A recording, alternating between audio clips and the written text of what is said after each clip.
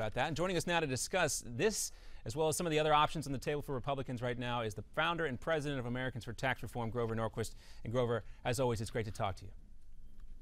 Certainly. All right, so what is next? We've heard some different ideas from some different folks who may be thinking about running for the White House, but in terms of the folks who are in Congress right now and are serious about a way forward and how to handle this, what do you see as the best option?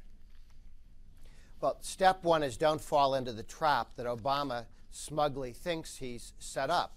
He's hoping that voices from the Republican Party and the conservative movement will say things because they're outraged by his use of executive orders that make them sound anti-Hispanic, anti-immigrant, anti-welcoming. This is not only a problem for immigrants, it's a problem with the business community, with farmers, with the high-tech community, all of whom have a stake in reforming our immigration policy, as do we all. So step one, don't take the bait. Two, the Republicans have put forward a number of suggestions on people who serve in the military getting a path to citizenship, having a guest worker program for farmers, for dairy, making sure we have more visas for high-tech people. I mean, each of these have come out. The Republicans should roll them out together or singly so that the country hears that they speak with a pleasant and welcoming voice to fix our border and our immigration policy. Set the president aside. He's not trying to fix this problem. All right, well, let's talk about the president. Temporary change. Let's talk about the president a little bit, Grover, because Raul Labrador was on Face the Nation yesterday on CBS, and he does have some ideas specifically on what the GOP might try to do to take on the president. Let's take a listen. So instead of uniting us like he promised 7 years ago that he was going to do, he's dividing the nation in every single area. But what we should do is a lot of different things. Number one, I think we should censure the President of the United States. I think it's unfortunate that he did this. We need to show them the step-by-step approach that we have been doing in the House. It's unfortunate to hear the President and other Democrats say that we haven't done anything. We have passed legislation out of the House, and the Democrats have refused to work with us on that legislation. Labrador from Idaho there saying, number one, censor the president before you get into what specifically the GOP is going to do to tackle the immigration issue. What do you think about that tactic? I do it the other way around. Don't call the president a liar. Point out that he's a liar. Repass the legislation, the various parts of immigration reform that the Republicans in the House have already put forward. And then let the press point out that the president lied when he said there were no alternatives, that nothing was being offered. We don't need to sound as harsh and divisive as he is. Let him be the divider. Let's have Republicans fix this problem over the president's objection, as we did with Clinton. Twice he vetoed welfare reform. Third time he signed it. Well, this may be a good thing for folks like Scott Walker. Don't necessarily have to get too involved with the legislative angles on the immigration issue. He can talk about it from the governor's mansion in a place like Wisconsin, where he's had a lot of success. Grover, you were out with a new article that says what makes Wisconsin's Republican Governor Scott Walker a good choice for 2016. Let's talk about Walker a little bit and give me your number one reason why Walker is the best guy, the guy you want to talk about in this article. Okay, well, absolutely. Well, it's not an endorsement. I think he'd be a great candidate and a great president. There's several others, but I wanted to make the case for Walker because, look, he has changed the country as a governor. He has had more successes as a governor than Reagan did as governor, than Bush did as governor, or than any of the Democrats who've run, Carter and Clinton.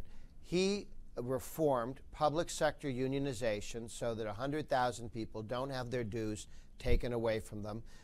He's helped to defund the very hard left of organized labor, the public sector unions. He's freed up the work rules, which makes it easier for work to get done in cities and towns and counties, made it easier for school districts to move on teachers that don't want to teach anymore. He has had tremendous accomplishments, and like Coolidge, who took on a runaway union in Massachusetts.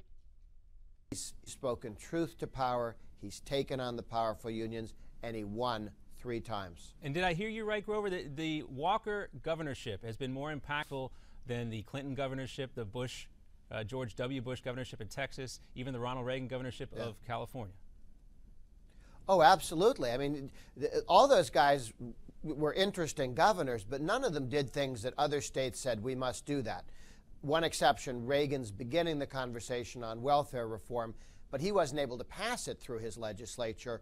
Walker was able to move he passed concealed carry. Wisconsin was one of 2 states with no concealed carry. He passed shall issue concealed carry so that people can defend themselves in the country. He cut taxes repeatedly. He expanded school choice. Every issue that conservatives focus on at the state level, he's been a leader. Now, I know you said this is not an endorsement, but I want to ask you about one issue that does come up from time to time when we talk about Scott Walker. And some folks point out that he does not have a college degree or a real, traditional college education. Do you think that matters as folks look at Scott Walker for a 2016 possible GOP nominee? Well, the reason a college degree helps is that you bring skills to a new employer, and also that people know that you have these skills. We've watched him as a local elected official and as a governor.